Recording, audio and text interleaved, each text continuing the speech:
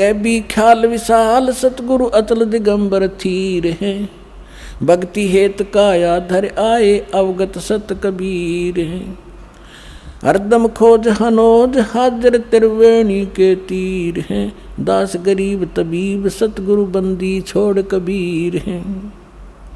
हम सुल्तानी नानक तारे दादू को उपदेश दिया। जात दुलाहा भेद न पाया वो काशी माहे कबीर हुआ।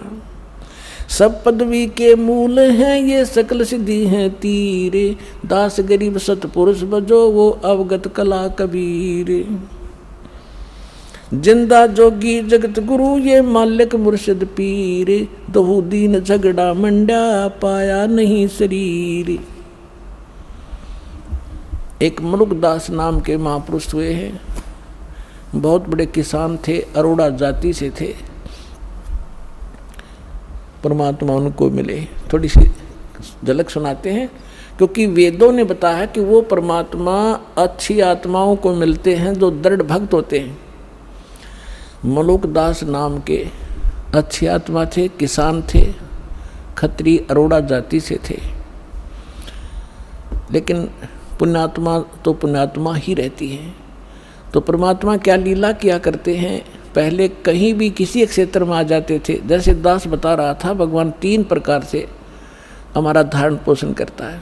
एक तो स्थिर वहाँ शरीर में रहते हैं, तेजों में शरीर में, सतलोक में। दूसरा वो शिशु रूप धारण करके प्रत्येक युग में एक ही लीला करते हैं ऐसी। और फिर अन्य जो शरीर धारण करके किसी साधु संत के रूप में कहीं पर भी किसी के वहाँ प्रकट हो जाते हैं। और पहले तो ऐसा कम्युनिकेशन था नहीं आपस में। 150 किलोमीटर दूर कोई बैठा रहे, 1 महीने में पता ना लग गया उसका वहाँ कौन रहा करता। ऐसे उस समय परमात्मा कहीं भी प्रकट हो जाते थे और वहाँ रहते थे 1-2 वर्ष, 4 वर्ष, 10 वर्ष, और अपना नाम गाम बताते नहीं। तो हम भी सुना करते थे कि एक साधु आया था, उसने नाम गाम नहीं बताया, पड़ा पहुँचा हुआ था और उसकी महिमा गाई जाती थी, परंतु ये नहीं पता होता था वो कौन थे, कहाँ से आए थे, कि वो बताया नहीं करते थे। तो ऐसे परमात्मा एक स्थान पर रह रहे थे, आश्रम बनाकर छोटा सा, और वहाँ से फिर उनके भक्त गांव नगर में हो जाते थे। एक गांव में 4-5 घर थे, 5-6। तो भगवान वहाँ जाते थे, गांव गांव में, नगर नगर में अपना अमृतवाणी सुनाया करते थे, बोल बोल के जैसी लीला भगवान किया करते। तो मुलुकदास के गाँव में 4-5-6 भक्त परिवार थे। तो गुरुजी वहाँ गए सत्संग करने के लिए। तो सभी ने प्रार्थना की, आज हमारे घर करना, कल हमारे घर करना, हमारे घर चरण रखना। अब गुरुजी जाते हैं तो उत्तम भोजन बनाया जाता है। तो पहले दिन एक घर में सत्संग किया, बढ़िया खीर खांड का भोजन, हलवा बनाया गया। अगले दिन दूसरे के घर में, अगले दिन तीसरे के घर में। तो आसपास के लोग इस ज्ञान से परिचित ना होकर विरोधी हो जाते हैं, और जगत और भगत के विचारों का मतभेद होने से एक दूसरे के विरोधी ये स्वाभाविक हुआ करते हैं। क्योंकि जो क्रियाएं भक्तों की होती है वो जगत की नहीं होती, और जगत को वो अच्छी नहीं लगती, और भक्तों के लिए वही फाइनल होती है, उसी से उनका कल्याण होता है। जिस कारण से वो गांव का चौधरी था, 800-900 बीघे जमीन थी उस मुलुकदास के। तो उस मुलुकदास जी के पास जाकर, पहले तो चौधरी मुलुक सिंह था वो, मुलुकदास क्यों कहा था, मुलुकदास तो पाछा बनाया भगवान ने उसको। अब चौधरी मुलुक सिंह अरोड़ा जी के पास गांव के कुछ व्यक्ति गए, जी ऐसे ऐसे गांव में ठग आ गया है और लूट रहा है, बढ़िया माल खावे है, खीर खांड के भोजन खाता है, और ये अपना बिगाड़ रहा सारे हिसाब किताब को। और ब्रह्मा विष्णु महेश के बारे में वो उठ पटांग बोलता है। अरोड़ा जी भी कृष्ण जी के पुजारी थे, मुलुकदास जी। तो मुलुकदास ने सोचा, बुद्धिमान व्यक्ति होते हैं वो अपने सत्र से काम करते हैं, भगवान से डरने वाले होते हैं। उन्होंने सोचा भाई ठीक है, मैं देखो पहले वेरीफाई करूँगा, फिर कोई एक्शन लेंगे। अब कुदरती वो सुबह घूमने के लिए जा रहा था, जिस रास्ते से वो जाया करते थे उसके साथ में किसी भगत का मकान था, उसमें भी उस दिन हलवा बन रहा था, हलवे की महक जाया करे दूर तक। तो उसने देखा, रहा क्या हो रहा भाई। मुलुकदास जी ने, मुलुक सिंह ने देखा, वो झाँक कर, क्या कर रहे हो तुम, आज किस खुशी में हलवा बना रहे हो। उन्होंने बताया चौधरी साहब हलवा तो कद्दे बना ले, हमारे गुरुजी आए हैं, राजो आप भी खा लो, और सत्संग हुआ है, हमारे गुरुजी आए इसलिए बना रखे हैं। तो उसने देखा कि यूँ है वो गुरुजी दिखे, कहाँ ये कहने लगा कितने दिन हो गए तुम्हारे गुरुजी का आए? अजी आज चौथा दिन है। कहाँ तुम्हारे गुरुजी को? वो बैठे सामने। मुल्कदास चौधरी साहब गया वहाँ पर, कहने लगा भाई ठग तू करके क्यों नहीं खाता, क्यों दुनिया को ठगता है? इन गरीबों को तो लग रहा चूसने के लिए, अपना करके खाया करे। तो परमात्मा बोले चौधरी साहब मुझे तो भगवान बगैर किए ही दे रहा है, तो मुझे क्या जरूरत है करने की। अब परमात्मा के सामने उनकी वाणी में कसक थी। मुल्कदास ने सोचा भाई संत है, भगत है, ज़्यादा खसना ठीक नहीं इसके साथ, चलो इसने जो कह दिया सो कह दिया। तो उसने ढंग से उत्तर दिया कि एक बात बता महाराज जी, ये भगवान मुझे क्यों नहीं देता बगैर किए? परमात्मा बोले कि तुझे विश्वास नहीं है, तेरे पास वो भक्ति नहीं है जिसमें भगवान बगैर करे भी दे देता है। अब वो भक्ति तो इतनी समझा नहीं, कहने लगा कि एक शर्त रख। मुल्कदास जी बोले बोल। कबीर साहब बोले क्या? कि आज मैं कुछ नहीं खा के आया हूँ, घर से निकला हूँ, और शाम तक यदि तेरे भगवान ने मुझे भोजन नहीं दिया, बिना करे भोजन दे दिया मेरे बिना किए ही मैं ऐसी जगह जाऊँगा, तो मैं तेरा शेष हो जाऊँगा, भोजन दे दिया था। और नहीं भोजन दिया मुझे तो तुझे अपने खेतों में मजदूर लगाऊंगा, मंजूर है? परमात्मा बोले मंजूर है।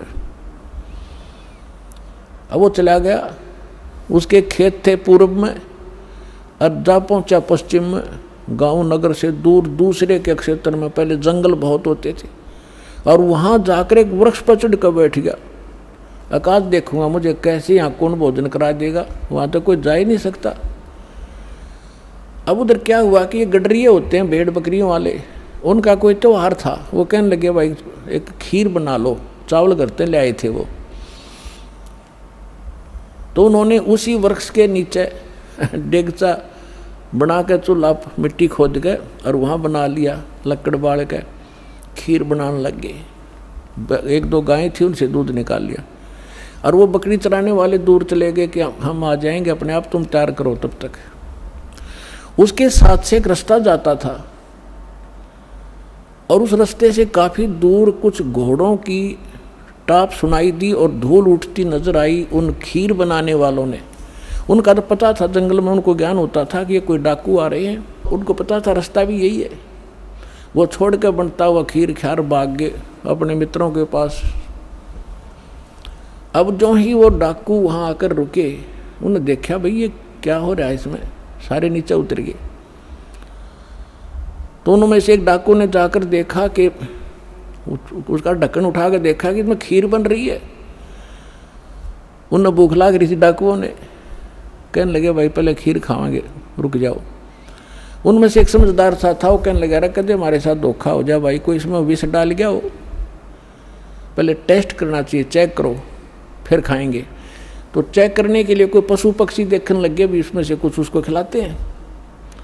तो उन्होंने कहा अरे बनाने वाले कहाँ चले गए, यहीं छुप रहे होंगे, तो देखो उनको, उन्हीं को खिलाएंगे। पहले इधर उधर देखा कोई नहीं पाया, फिर ऊपर ने देखा तो मुल्कदास बैठे ऊपर, चौधरी साहब।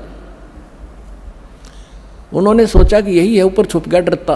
उन्होंने कहा डाकुओं ने कि आजा भाई नीचे आजा। अब उसने सोचा, जब तक उसने नो ध्यान नहीं था कि ये कौन है, वो तो क्यों आँख नीचे बैठा था, अगेन जानते न कोई देख ना ले मुझे।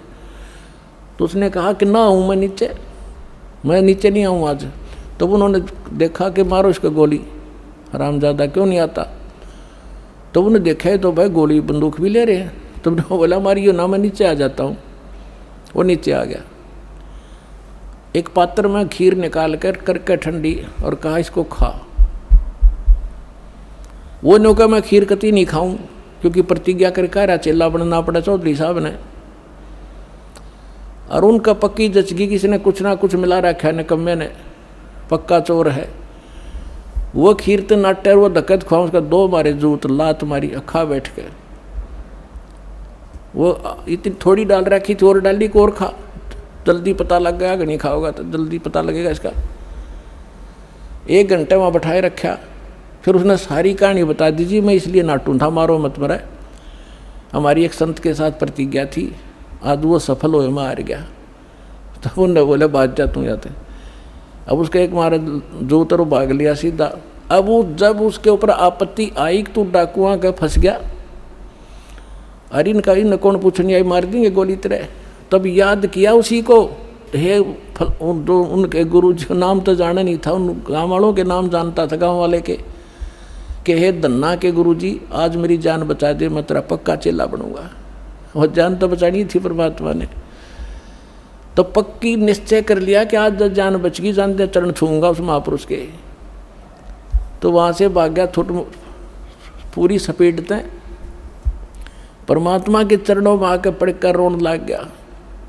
परमात्मा बोले सुना भाई, भगवान ने सेवा करी कुछ? बोला जी आपका भगवान तो मर मर खीर खिलावा है, और मैं आपका चेला, आप मेरे गुरु जी, मेरी जान बख्श दी आपने। तो तब उस मुल्कदास ने क्या कहा, जब सारे ज्ञान से परिचित हुआ और सतलोक में ले गए भगवान, फिर वापस छोड़ा उस प्यारी आत्मा को। जपो रे मन साहेब नाम कबीर, जपो रे मन परमेश्वर नाम कबीर। एक समय गुरु बंसी बजाई कालंदरी के तीर, एक समय गुरु बंसी बजाई कालंदरी के तीर। सुर नर मुनि जन थक गए थे, वो रुक गया दरिया नीर। जपो रे मन साहेब नाम कबीर, जपो रे मन